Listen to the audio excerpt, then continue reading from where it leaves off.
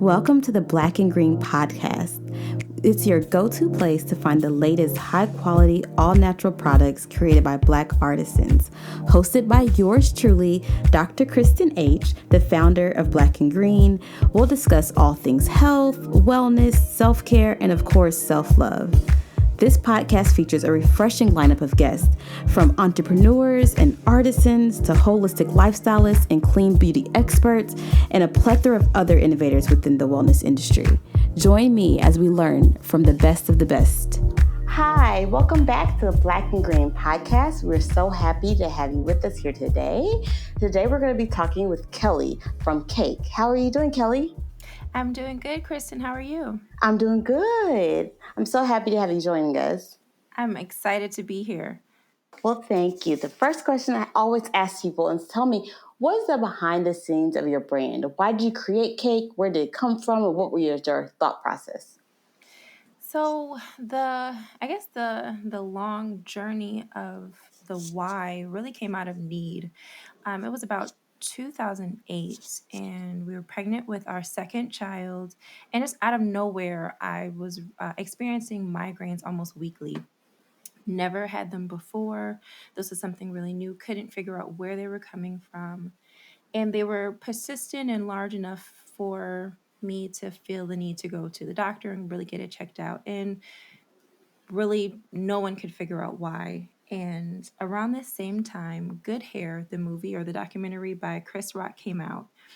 And there was this scene where there was I believe, a Coke can that was sitting in a little container of relaxer.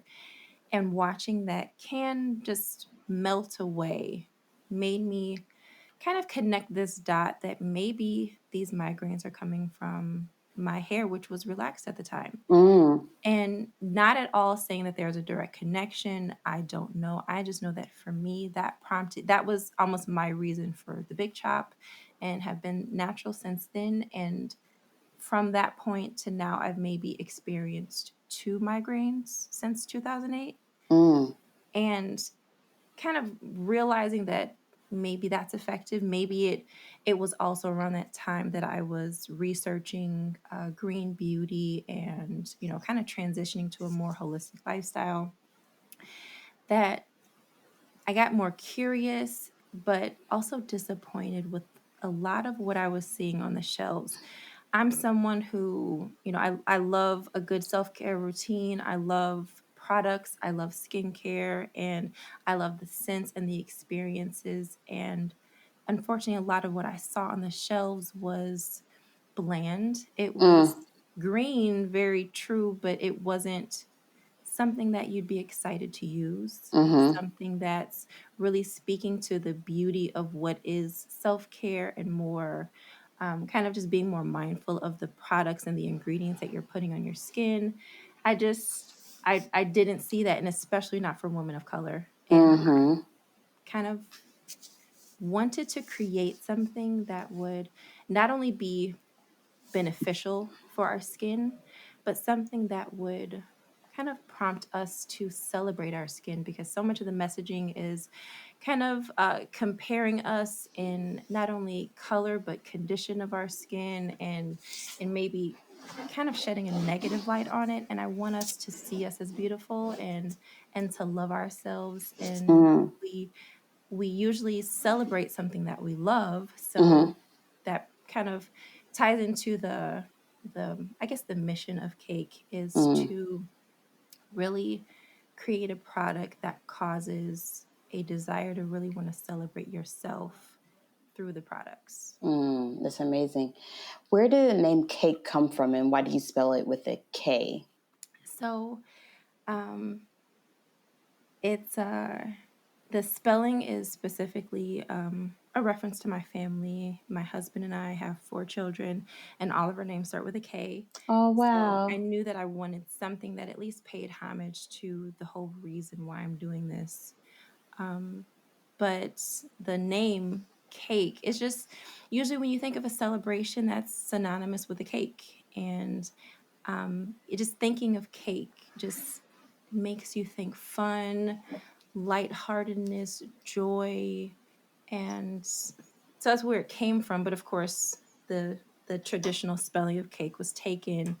So I chose to spell it this way to not only really capture what that feeling is, that excitement that you kind of think of when you think of a cake, but Exactly. the spelling is because of my family. Oh, that's amazing. And I think one of my customers actually pointed out to me, and I didn't know this at the time, but I believe cake in that spelling is maybe a Hawaiian or Samoan term, which kind of roughly means family, Oh, which wow, that's is kind of amazing. crazy. Yeah, that's really, it's like, it's funny how everything works together, even when you Yes, weren't trying to plan for it. yes. So, how's it been being a mompreneur? So, running your company and being a mom of four, like, how's that balance been? As a new mom, I just had my son, he's a year old, and it's Yes, changing a lot of things. yes, yes. Congratulations, by the way. Like, did that change everything for you? Kind of just the way you look at things, and maybe Yes, not like in a drastic way, but definitely you see a different perspective now being a mom. exactly. And I think that has always been the focus, the main motivation for me is that they come first. That Mm-hmm. the mompreneur is so fitting because it's the mom that's first. And it's definitely been trying. It's definitely been a lot of balancing, but um, it has been eye opening and fulfilling, and it's the best job for and to now be at a place where my oldest daughter, we actually just had to ship out some orders not too long ago, and she's helping in not only thinking about the type of products that we want to make, but kind of operationally helping because we're still so small, um, but to be able to include them in the journey and Mm, to be able to keep the I guess the purpose in mind, keeping the family in the forefront helps me in making a lot of decisions that really impact not necessarily cake, but that help bring to life the kind of life that I imagine that I want to have. mm-hmm. Mm-hmm. It's it's almost easier to make decisions keeping them at the forefront. Exactly. Do you still work a day job? Yes. Well, now I'm going to ask you, how do you balance all of Yes. I it? sound crazy. Um, I do. I still have my 9 to 5, which just recently I'm transitioning to part time because cake is really growing quite rapidly at this point, and because of another endeavor that I'll be kind of launching towards the end of the year, really actually focusing on that work life balance from the Mm, perspective of a mompreneur, and tools and resources that really help make it make sense, but also help create the kind of life that is possible. mm-hmm. Like the whole thought, where people kind of question, like, can I have it all? Mm-hmm. Absolutely. But first we have to determine, what does it all look like? Exactly. Because What does it offer you? to some people it's a completely different perspective of what the ideal life is, but Mm, definitely being a mompreneur, one of the things that I'm very passionate about is wanting to be able to help other women who want to embark on that mm, journey of balancing the importance of family, but also the desire to grow something and create a business that serves a purpose, and how mm, to really grow business and baby. exactly. It sounds like cake was born out of your goal to reach your own needs and not necessarily because you had a big dream of running a business. So how have you now adopted and grown into running a business, and why does that still motivate you? You're absolutely right. It really was launched for just an immediate physical need, and I never wanted to be an entrepreneur. I was content going to someone's job and them giving me a paycheck, and I go and do my real life after I leave. But this opportunity to be able to not only have this product that is fulfilling a need, and the joy and the fulfillment that you get when someone tells you that their eczema is cleared up because of something, or they now enjoy their skincare routine because of a product that I didn't even know that I could create. I didn't even know I had this in me. But Mm-hmm.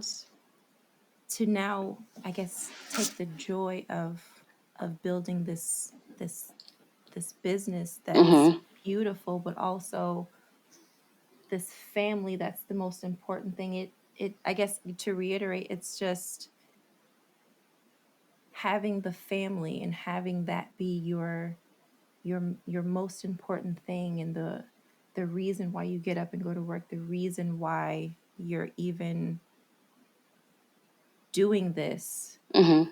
It really helps in shaping, who do I really want to be? Who do I really want Cake to serve? Who is the target? Is it I guess it changes. And I guess, even really reflecting on this a couple of days ago, just evolving how Cake, or thinking about how Cake has evolved since the beginning, and the messaging back then to kind of what it is now.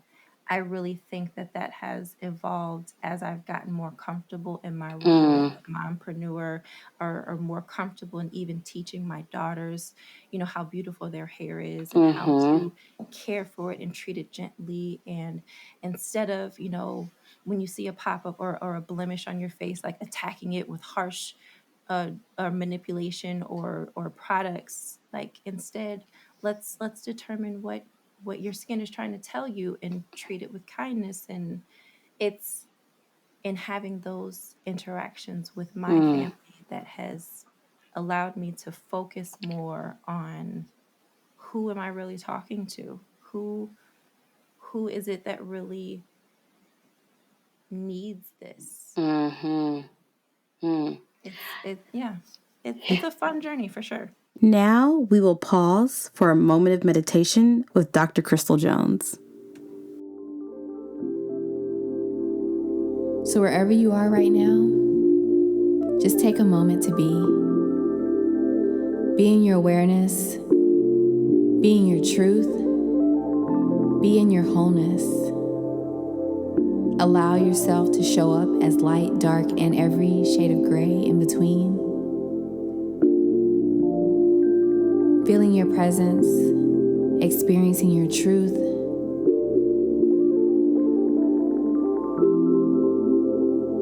finding your breath, and instead of directing her, listen to her. Ask her where she wants to spend more time, and spend more time there. Ask her where she's stuck, and go into the experience of why. Be in this breath, be in this movement, and continue to cultivate this experience through the rest of your day. Honoring that your truth and whatever you show up as is always enough. You are perfection and excellence personified. Anything that tells you that you're anything else no longer serves you.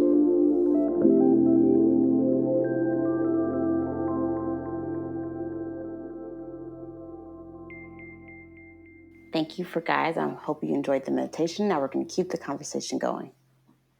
And so I know a lot of us have gone through the big chop journey. I also have gone through the big chop journey. I had a relaxer, and I decided at some point that I wanted to cut my relaxer off, and I decided to cut my hair really short and make that transition. And so what made you want to create products in that transition instead of just cutting out the relaxer altogether? I don't know. I think I have a tendency, I call it going down rabbit holes, where, something intrigues me and I want to learn more, and I want to absorb more information. And really it was after the big chop, and seeing all the forums, and how everyone is now curious about how to learn about and care for this new thing that they didn't even know this existed before. Like how do I treat it in a way that promotes growth? And just that curiosity in and now how we treat our hair differently made me think about going forward, like my skin. Well, okay, that's one thing. If I didn't know for so long that relaxers might not have been the best decision for my hair, and not to say that, the choice to still continue to wear one now is a bad choice, but just for me, the same way we make choices on the kind of products we consume, or the types of foods that we eat, or the types of cleaner that we choose when we go to the grocery store. Are we Mm-hmm. choosing Lysol, or are we choosing the Dr. Murray's or whoever? Mm-hmm. I guess the idea that the relaxer was not the best choice, and that Mm. there was a better choice, a chemical free choice, made me look at my skin and, well, these products that I've been using, is there another option? Is there Mm. is is this the right one? And around that same time, I had recently developed eczema, and okay, well, is this outbreak of eczema because of these products that I've been using? Let me research. And I kind of just went down a rabbit hole of consuming as much information as I could about natural products that would alleviate some of the skin issues that I had, but not even just limiting it to some of the issues, but just creating um, healthier skin. Mm. And that caused me to just start experimenting in my own kitchen for things for me. And then when friends would come over, they would try it out and take it home. And then I'd make them more. And then they would tell someone, and then I'm making some for them. And then, okay, maybe this is a thing. Mm. That's And then I amazing. began thinking about it like a business, instead of just something that's fun. So this is now something that's fun that I get to create for the benefit of other people too. Oh, that's amazing. Tell us about what are your top three best-selling products? Number one for sure is our sugar scrub. That one is hard to keep in stock. Okay. But secondly, it would be the Wait a minute, you frosting. can't move on that fast. Tell me what the sugar scrub is and what does it do? So the sugar scrub is literally a sugar exfoliator for the body, made with sugar, coconut oil, vanilla essential oil, and a little bit of avocado oil.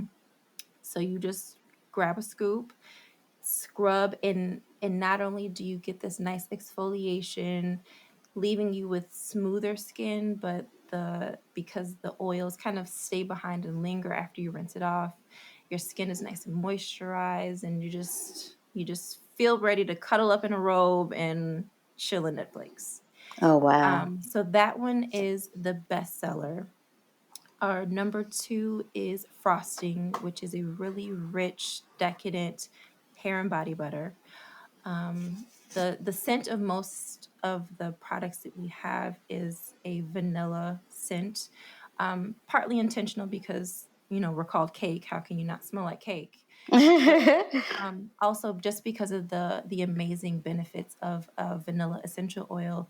It reduces the inflammation and just helps in improving the quality of your skin. So it's really a double fold.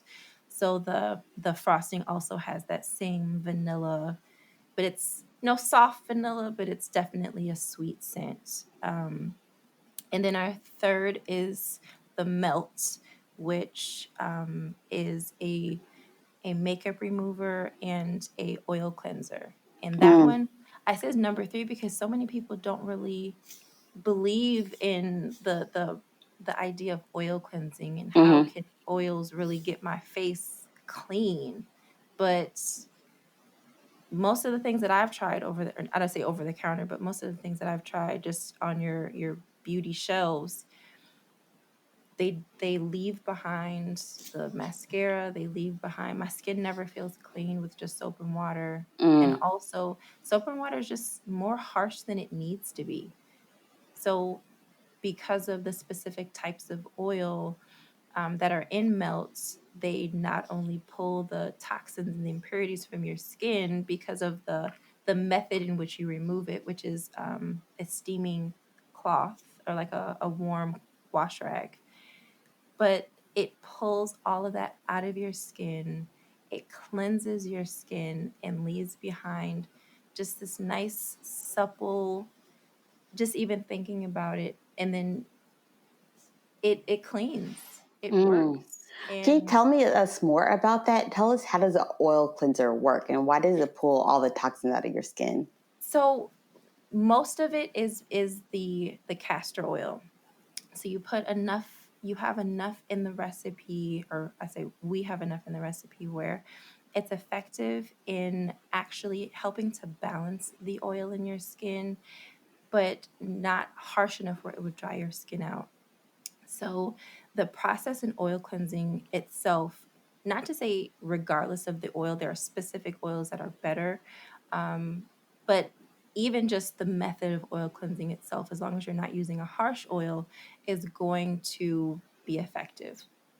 But it's partially, again, the method where you are applying this oil, specific oils that are beneficial in removing toxins, most importantly that castor oil, but also the steaming washcloth, which is going to open up your pores, which is something that we don't get the benefit of when we just use a regular soap and water or a Mm, traditional facial cleanser. But the act of that steam opening up your pores enough to release the dirt and the grime that would be left behind mm, if they were closed in normal washing, and then massaging that away. So the washcloth again is like a light exfoliation as you're massaging the oil off of your face. So I say okay. it's threefold. One is the type of oil, two is the steam, and three is the exfoliation with the rag that gets you cleaner skin, but also not stripped and dry. Okay. Okay. So I have a question about the steamed washcloth. Like, what does that mean? Do I need like a special machine to steam it, or can I just run it under hot No, water? so this is no, no. So just a typical tiny washcloth that's a part of your towel set. Now they do make washcloths that are specifically formulated to be gentle enough for your face, Mm, but this is not something that you need to go and purchase. Just a typical um, nice quality washcloth. mm-hmm, And in your bathroom sink, you're going to get water that's warm enough to be warm, but not hot enough where it was scald. And after you've applied the melt or really any cleansing oil to your face, and you've massaged it in for a few minutes, you just run the warm water over your washcloth, allow it to get warm, as hot as you can take it, but again, not to hurt yourself, and then and bring it out and allow just that warm washcloth to rest on your face for a moment or two, mm, breathing in deep because there is essential oil in the melt, so that'll be a moment of aromatherapy and just relaxation, and allow that washcloth to sit on your face for a few moments. And as you feel it begin to cool off in circular motions, you're gently kind of wiping off the oil as you mm. go. So you get the exfoliation, you get the whole little experience. All at one. Hmm. Is it really good if you are wearing makeup, or is it good for other times besides if you aren't a big makeup wearer? It's great for both. I do know that there are people who only use melt as a makeup cleanser, which it is very effective for. Just I dare anybody to try it. Just have a full beat, eyelashes and all. Like take your lashes off first, but there's just it is the best makeup remover, and I do believe that even most traditional makeup removers, what makes them so effective is the oil that's in it, which helps to break down a lot of the ingredients in the makeup. But it is a great makeup remover on its own, but it is also a great cleansing oil. So whether Mm, you only want to use it as a makeup remover, it will do the job, but it also doubles as an oil cleanser. So you can use it either or for both. mm, mm. Either or for both. Yeah, that sounds really good. And then the question I would have is, after I use your oil as a cleanser, can I then moisturize with the oil? Does it make sense to add oil at the end, or did I already moisturize before? And I think that in most cases, a skincare routine is really, it should be formulated or created for your specific skin type and what your skin needs. So for me, I after I oil cleanse, I tone with just a witch hazel, which does remove a little bit of that oil that was left behind with the oil cleanser, because there will be some that's left behind, just enough. But because I tone afterwards, I do like to add a facial oil on top. Okay. But if you do not tone, or if you like the way your skin feels after, without toning, then it is fine on its own. But I will always advocate for more face oil. So. Okay. Yeah, that's really smart. Yeah, that makes a lot of sense. That makes a whole bunch of sense. Face oils are going to be some of the new things that we'll be adding this year to our product line. We're going to be adding. Well, that was about to be my question. A few different types of face oils.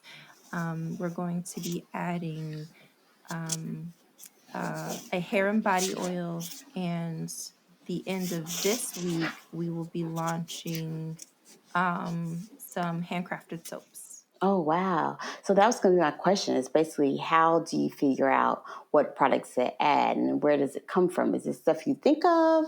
Are your customers asking you, or is it just a natural projection that you have that you want to fulfill certain products?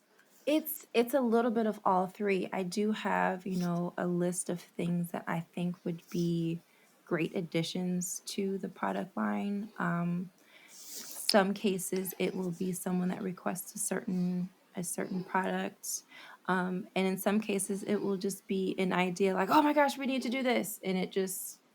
But in most of those cases, before I launch anything, just as in recently, I sent out a survey to all of our customers thus far, kind of knowing that a face oil is something that's needed, because so many people ask, okay, well, what do I do after the melt? And instead of, pointing them to other existing products, which might be great on their own, but I still feel like there's still a need here.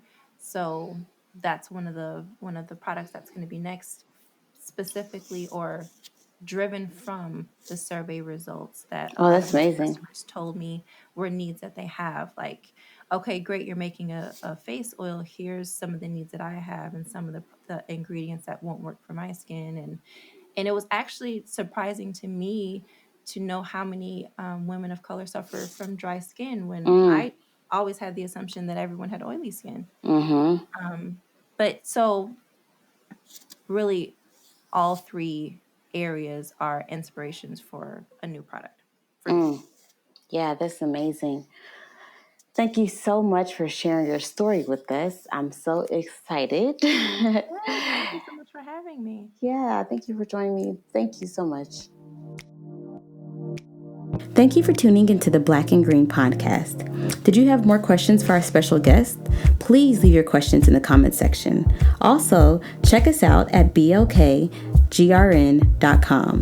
Please subscribe and comment. We love hearing from you. Until next time, buy black and live green.